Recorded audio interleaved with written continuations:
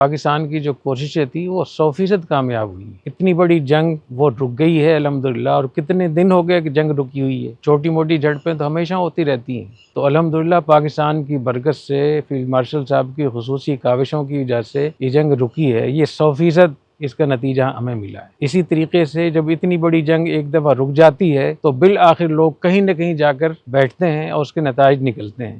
تو امید یہی ہے کہ اس کے نتائج نکلیں گے انشاءاللہ تعالی. اور حالانکہ کتنی دفعہ بیچ میں مایوسی بھی ہوئی، کتنی دفعہ انکار بھی ہوا، لیکن جس سطح پہ فیلڈ مارشل صاحب کوششیں کر رہے ہیں اور جس نے تینوں شخصیات، فیلڈ مارشل صاحب، وزیر اعظم صاحب اور اسحاق ڈار صاحب وزیر خارجہ، جتنی محنت کر رہے ہیں اس پہ، تو اتنی محنت کے بعد اللہ کسی کو ناکام نہیں کرتا. یہ اللہ کا نظام ہے، فطرت ہے. اتنی محنت کم از کم ہمارے ملک کو اس کا فائدہ ضرور ہوگا، اور ہوا ہے الحمدللہ. اور آپ نے دیکھا کہ اللہ تعالیٰ نے ہمارے ملک کو پوری دنیا کا چودھری بنا دیا ہے. بڑے بڑے چودھری پاکستان کے پاس آ رہے ہیں. حالانکہ لوگوں نے بڑی بڑی پیشگوئیاں کی تھیں کہ یہ سب باتیں ہو رہی ہیں، کچھ اس کی حقیقت نہیں ہے، کوئی نہیں آئے گا یہاں.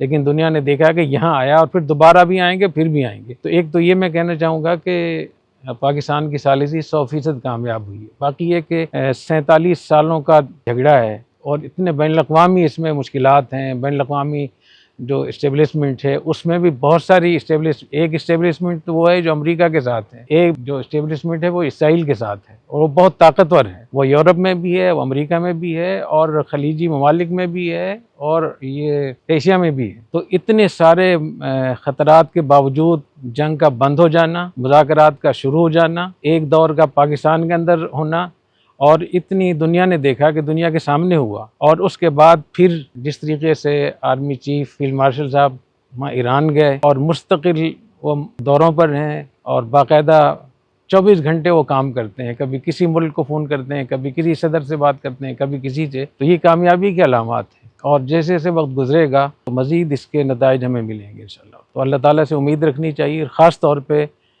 جو ہماری پاکستان کی مخلص قیادت اس میں لگی ہوئی ہے، تو پاکستان کو اس کے نتائج ملے ہیں کہ جو پوری دنیا میں جتنی بے چینی تھی اتنی پاکستانیوں کو الحمدللہ بے چینی نہیں.